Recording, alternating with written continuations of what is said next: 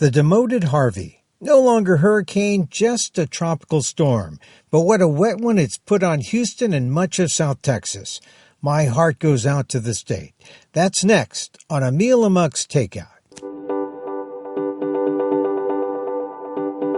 Hi, everyone, and welcome to what I call Emil Guillermo's Takeout. We serve it, you take it out. Forms the acronym EAT, E-A-T, and it is time to eat. My takes on all things about race, society, politics, and diversity, and everything those things touch in our culture and society, with respect to Asian Americans. And you don't have to be an Asian American to lend us your ears. It's your minds we want. I'm Emil Guillermo, your host, and you might ask, why amok? Well, the short story is, for nearly 15 years, my Emil Amok column was a staple of Asian Week, what was once the leading Asian American news weekly in English in America. Amok was the name of my compilation of essays, and Amok is on my driver's license, not indicative of my mental state. Hey, it's also the name of my solo show. Hey, we're going to bring Amok to Baltimore. It's coming in November to the Charm City Fringe. Stay tuned. And now the column is home-based on the website of the Asian American Legal Defense and Education Fund blog. That's at ALDEF, AALDEF.org/blog. Check it out. And if you like what you see and hear, ALDEF is a 501c3. Go to the donate button. It's tax deductible. Really. Now that's a good way to get a tax cut. Not like some draconian Trump way. On this episode, we're talking Harvey. Hurricane Harvey. You know, I used to live in Houston. I know what it's like to be caught in a flood. I once had a car in Houston. I was there as a young man. I practically grew up in Houston. I was, well, in the important ways, you might say.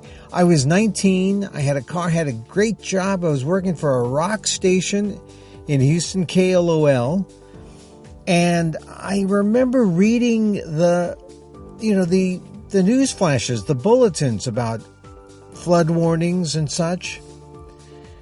And then being stupid enough to drive, because I don't know anything about floods. I was from California. And I drove into a street that was, might have had 6 to 10 inches of water, but that's all it takes to screw up your car. And I know a bit of the pain. I know a bit of the flood pain that Houstonians are feeling. Of course, I didn't live through a hurricane or a tropical storm. The rains are such in Houston that even just, rain short of that can be devastating. But just to some parts of the city. I mean, very isolated parts in some instances. But this, oh my goodness. From Thursday and Friday on, they knew it was coming. It hit on Saturday and Sunday, and my heart goes out to all my friends in Houston who are still there. I was just reminded of some of my flood moments, and I can feel your pain. And so I called some friends in Houston. I called Ed Gore, who's a Houston resident, and he told me that this was the worst he's seen. But yet he was lucky. He lives near the Galleria there, which is more in town. When I was growing up there, that was still kind of like, it was more inner than outer. Now, if you've been to Houston, it goes way out, like out by NASA. And then the whole South Coast, which was really hit. And they just expected rain in Houston, but they just didn't expect it to come down as hard, with the wind flows keeping most of that moisture right there over the city. The winds, of course, had taken care of the South Coast, and that was devastating. to see the Gulf Coast Highway, I-45. You can take it down from around Pasadena down to, Friendswood and, down there by the coast. To see Galveston hit like it was. Just unbelievable. And, it was hit, it just recovered from Ike. So, very tough to see the news. I called, like I said, my friend Ed Gore. He was lucky because where he was in the Galleria, the street wasn't quite over flooded. The water was creeping up. He still had a few feet before it hit his front door. So he was lucky today, but who knows, with the more rain forecast, who knows how Harvey would end for him. He didn't have water in his house, so thank goodness for that. But of course, in other areas of Houston, unfortunately, houses have flooded over, and in some places you can't even see the top of a car. So Gore is the president of the Chinese American Citizens Alliance, which, having formed in 1895, it's the oldest Asian American civil rights organization in the country. So we talked to him just as he was about to prepare to leave for a big convention that his organization is having in Chicago this week, and now he doesn't know what's going to happen. So we talk about Houston, the vast Chinatown. Now get this, when I can't really say I grew up there. I mean, I lived there for about 2 years and spent some very important years of my life there. It feels like I grew up there. But when I was there, the Houston Chinatown was like 2 blocks long, and now it's like practically a whole city. So we talk a little bit about how the Asian Americans could be affected down there in Houston Chinatown. He also said that the community being spread out may mean that Asian Americans may not be hit as very specifically. But he did say that senior citizens would suffer the most, and we talk about that a bit. On the positive side, Gore does talk about how a storm tends to bring out the good part of humanity. He was talking about Hispanics and whites and African Americans helping out Asian Americans, who were stranded in, by the flooding, and how they helped move cars and people to safety. And that's the kind of thing Houston's going to need a lot more of in the weeks to come.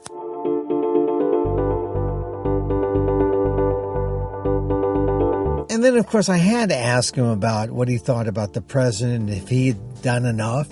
I mean, Sunday, the president tweeted, said he'd be there on Tuesday, and so we'll have to see what he actually says. But, during times like this, you expect a president to come forward and offer comfort.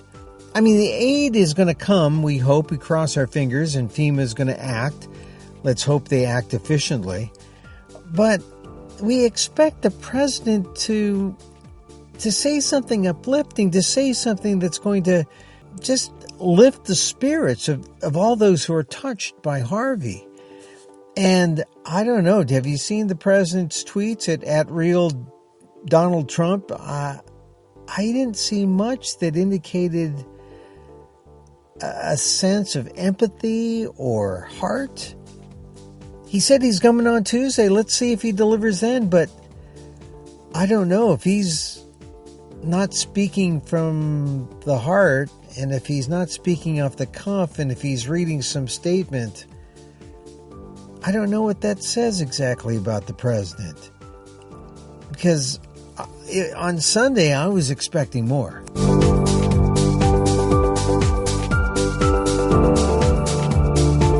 I mean, you expect that from a leader, no matter what party.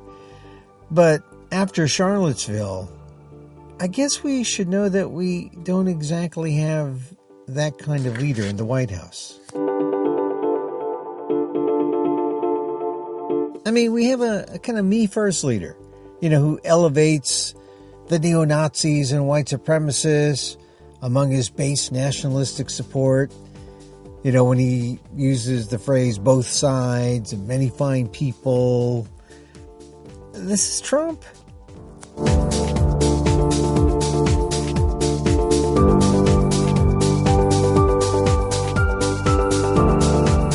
we're just so used to the president or a president acting in a certain way, and Trump does nothing like we expect a president to act during a time of need for some kind of national comfort. I mean, we look to Trump and nothing.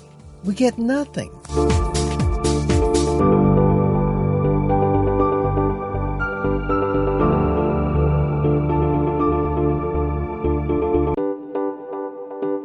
So I think what I was bothered by when the weekend began, say on Friday, was Trump's media manipulation, with the news dump. I mean, Harvey's encroaching on Texas, and instead of some words of reassurance, we have a leader who uses that moment to use the news to shield the dumping of more significant negative news on the country, when all attention should have been focused on the storm. Like maybe his should have been. So is there any better time to formalize a discriminatory transgender ban in the military?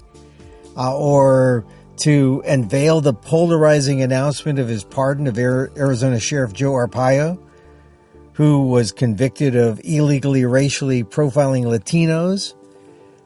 And now, after that, and after Charlottesville, is there any doubt what our divider-in-chief represents?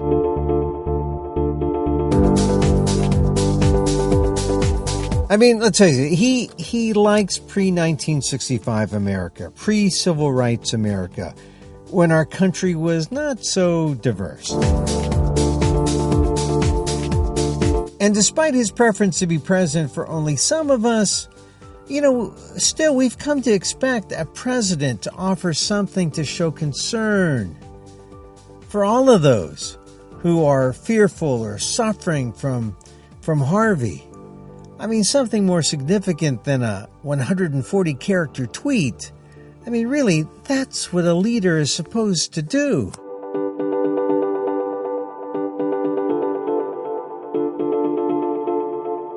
Anyway, we got what we got, and maybe on Tuesday the president will say something or do something. And of course, when I asked Ed Gore, he just said, look, we just need FEMA to act and to deliver. And so that will be the test.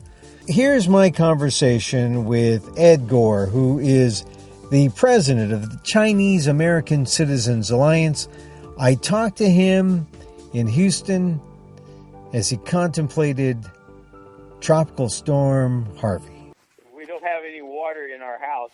There are a lot of areas around Houston where people have just, unfortunately, their houses have been flooded over. And some places you can't even see the top of a car in some of the areas. There's so much water in some of those areas. So, I mean, you're thinking about the top of a car, not being able to see that. And then we have some tanker trucks that are stuck on the freeway because same things happen to those trucks. They're just like, literally the water's just about over the cab of the truck itself. So, these are catastrophic rains, and we've had similar things in the past 10 years. A Hurricane Allison or Tropical Storm Allison, really at one time.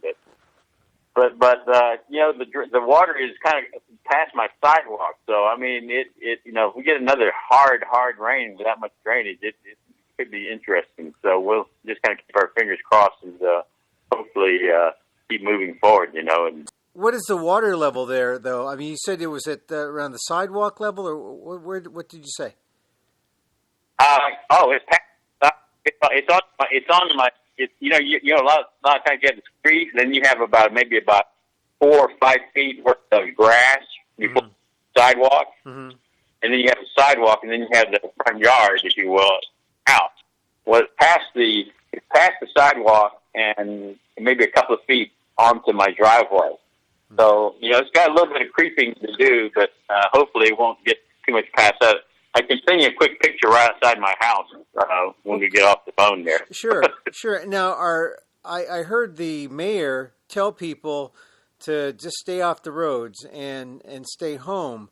Yeah. I know Houston is still about 50 miles away from Galveston and the coast where it really got got hit by the Yeah. storm. But Yeah, generally speaking, that's true. But but you know what happens in some of these hurricane and tropical storms is that the entire eye of the hurricane, as it comes across the shore, makes landfall, it weakens, of course. And what's happened here is that there are wind currents, I guess. I'm not a weatherman, but I'm just trying to explain what they explain on the thing. But there are wind currents on the north of us. And then, of course, there's still the southern prevailing winds that are pushing the hurricane through. But it's preventing the hurricane from going all north. So what happens is it stalls over all over this area for a long period of time. You know, it's kind of like keeping your shower head on all day, and you're standing under it. Yeah. It doesn't move, and unless you move your shower head around, it's not going to move. So the water just continues to pour itself on the same area, and hence we have the flooding events. And so all the bayous that we have here that drain the water throughout the area are just flooded right now. I mean, literally, many of the bayous are flooded over their banks. So that's why you have a tremendous amount of neighborhood flooding. And so the water has nowhere to go anymore except just kind of waiting for it to drain off as, just through natural gravity. Yeah. But that's the biggest issue. Is the weather system is not moving fast enough out of the area. Yeah. So we're getting the devastation from the winds and the hurricane around the coast. And then in Houston, we're getting the devastation of the floods. And right. How is the Chinatown area there? How are they doing? Because I know that it's one of the biggest Chinatowns in the United States. Yeah, and it's I haven't seen any pictures over there, but at one time earlier this weekend, the Chinese Community Center was set up as a disaster relief site for people to come in. Those who might be homeless, they were setting up as a shelter. Well, I understand just today that it was closed because it, too, was suffered from flooding in the area. So evidently there's a lot of water over there in Chinatown as well. I'm thinking that that area doesn't hold, it holds water too well. So there's a lot of flooding on that street on Bel Air Boulevard and, of course, all the other lying areas. So I can imagine that area is inundated as well. Now, when you have emergency services, you have to have it, just like in everything else to the government, you need it in bilingual fashion. Are people going to be supported in the community well enough by the local authorities, local officials, and are community groups doing anything to help out? There are a couple of community groups that are doing things. We have one group that just started, as a matter of fact, that I know the lady who runs that, or they organized the group, and it was a kind of a Houston Taiwanese, I think they call themselves Emergency Relief Association. So I think their goal is, like I said, this organization just started like 3 months ago. I don't think they've had enough time to mobilize themselves, but they were supposed to be a disaster relief response group that provided things like bilingual services. In other words, access to information that would help people who have needs to contact. Because the mayor's office does have some bilingual operators who, when they pick up the 311, I think it's 311 that people can call, if not 911, but definitely on a 311 call, you can be assigned or you can ask for a Mandarin or Cantonese speaker who will talk you through what you need. In this case, I imagine there's a lot of that going on. So the initial answer is yes, they have resources to do that. I don't know to what effect people are doing, because that's the other problem I think a lot of our non-English speaking community has, is that they don't know that some of these services exist. Somebody's still got to tell them. So I don't know how effective it's been, but I will give the mayor at least credit for the fact that they set it up, and so it's up to the community to get the word out that they have this resource available. Yeah, how do you think the community's doing, though, considering that this is maybe early on, it's going to get worse, they're predicting. How is the community doing? The thing about the community is, while there's a big Chinatown, only a small percentage of the Chinese or the Asian population actually lives in Chinatown. Most of the ones who do are your senior elderly community people, where there is a housing as well as apartments that are fairly low cost, if you will, lower rents. And so those are the folks that you worry about as far as being in Chinatown. Now, the rest of or the majority of the population is pretty much scattered through Sugar Land, that I know you're aware of, and really throughout the city. So to say that there's one community that's affected, I would probably have to just say within the confines of I'd call the Chi-Town boundaries in Southwest Houston, the population is predominantly your senior elderly community. Yeah, I'm sure they're being reached. Let's put it that way. I'm almost sure that they're being reached. Yeah, how are they doing, the seniors? I have not heard anything yet. I'm not quite plugged into that. Everybody's still pretty early on trying to maintain their own survival right now, right. And those who are able to mobilize themselves over in that area. That's the other part of the problem, is that because a lot of our community does not live in some of those areas. Once you have a major flooding event or a major rain or tornado event, you can't really move around too well because everybody's dependent upon the surface streets to get around in. And what I've seen is even if you're able to get onto a highway to get to an area, you can't get off. The feeders are flooded usually, so you can't make your way out. So it's a matter of mobility. So what's happened is your first line emergency responders, which are generally anyone from like Coast Guard type people or the local emergency response teams, which is limited as well. And honestly, you really have to think of our people who are our neighbors who have capabilities like big trucks. There's a lot of people who have big trucks or boats even that are able to ferret these people out of their homes. So if you got some seniors that you know of, and this is what we've always said about in some of our planning, not in this role that I'd taken on one time, not for Chinese communities, but just my general area of an emergency responder, is that you find out who are the senior and vulnerable people in your community, and when time comes that they need help, you check up on them. How would you say Houston rates on this storm compared to the 100-year storms it's had within the last just in the last 5 years? There's been a number of 100-year storms.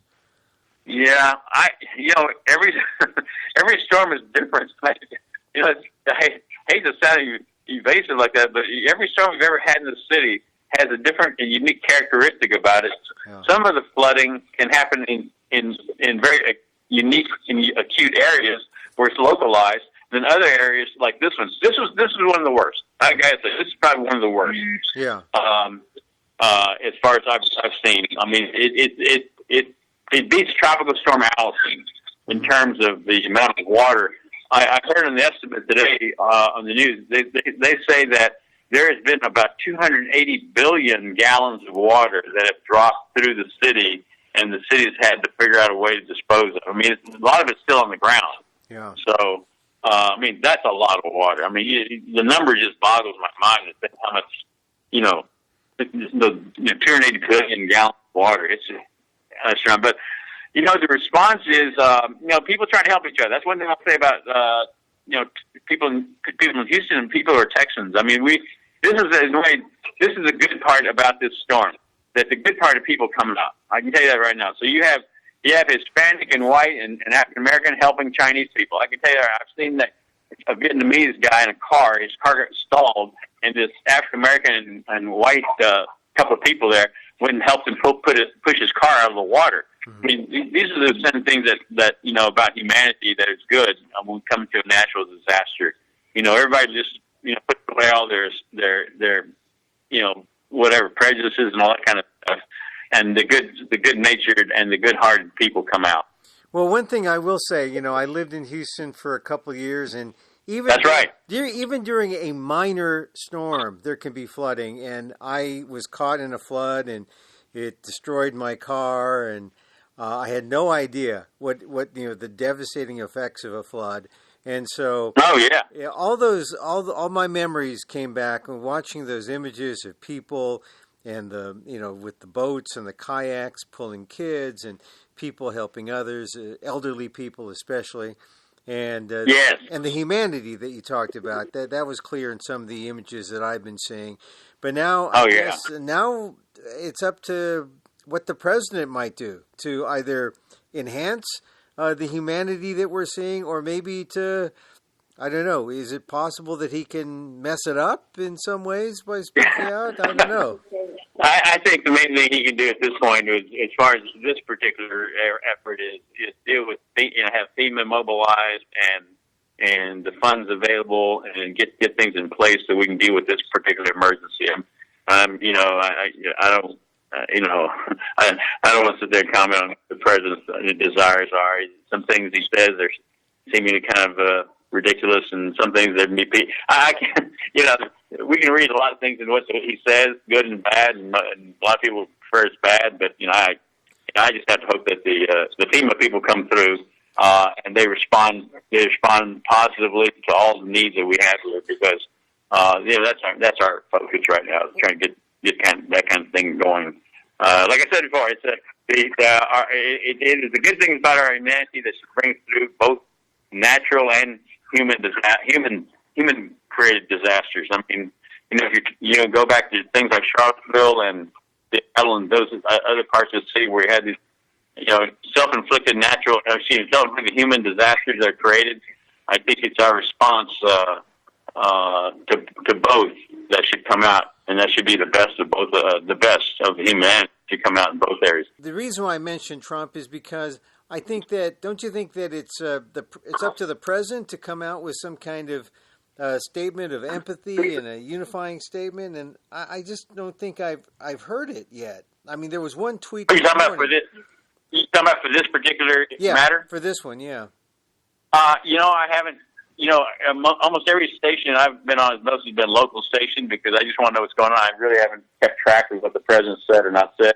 I understand he's been talking to the governor about it, but I don't know. I haven't. I to be honest with you, I don't know. I haven't heard anything one way or the other. Well, let me put it this way: is there something the president can say, or what should the president say now, given the extent and the level of disaster we're seeing? What should what should any president say at this point?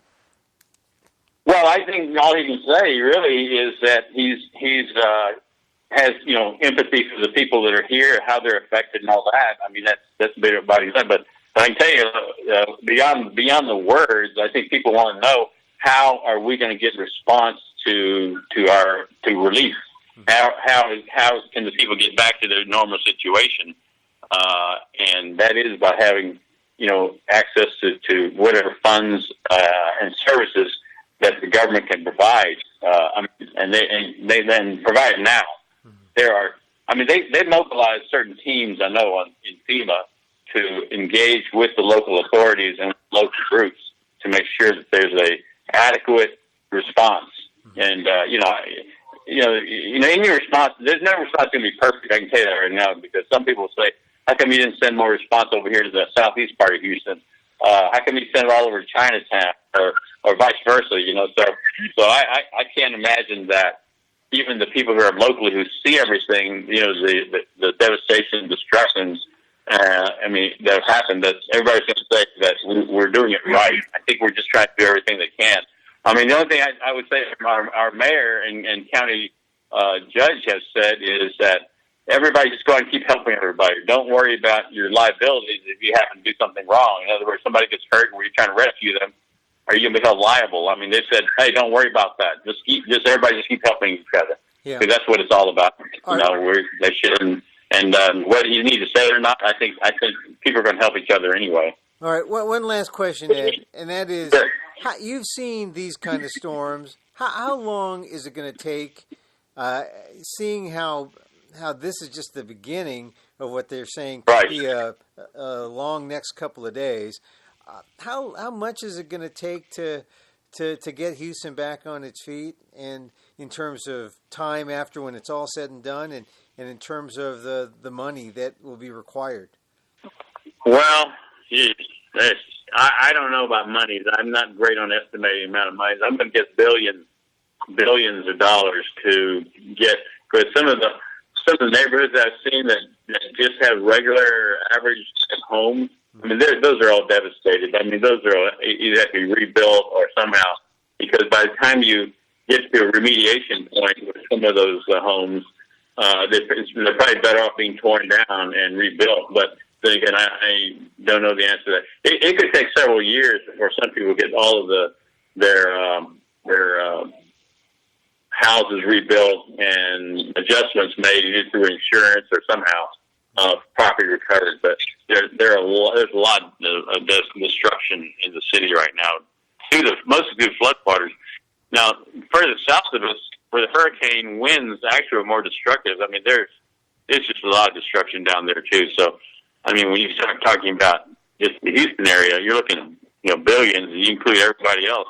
But this storm is huge, the way it just went through quite a bit of the southern portion of Texas in those terms. So it's going to take a while. I don't know. It's going to take a while. I would be looking at years, before we get everything back.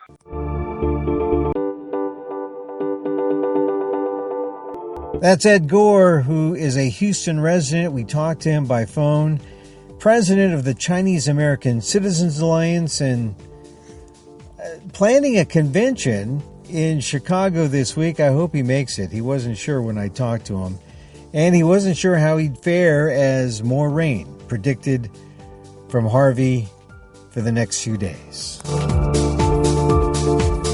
I can't say this enough. Really, my heart goes out to all those in Houston. I have a soft spot in my heart for Houston and actually for all of Texas. I spent a couple years in Houston, a couple years in Dallas, and I went through some moments when I saw people in desperation, but enough to know the pain of flooding and to see neighbors distraught and in despair because of what rain had done to their lives. So really, my heart goes out to my friends who are still there in Texas, specifically in Houston and Galveston, and we'll keep following this situation. And that's our program. Hey, we're on iTunes. Please subscribe, rate, and review. Tell your friends about the show. Share a link. You can also contact me on Twitter at Emil Amok, EMILAMOK, or go to the ALDEF blog at www.aldef.org/blog. Hey, give us your feedback on www.amok.com. Leave a message on SpeakPipe. It's right there on amok.com. You don't need a phone. And if you're so moved, check out the blog and support the program. Go to aldef.org/blog. Click on the donate button. ALDEF is a 501c3. That's AALDEF, ALDEF, 501c3. And your help is fully tax deductible. Just let them know you like the podcast and the blog. And that's it. Once again, thanks for listening to Emil Amok's Takeout. I'm Emil Guillermo.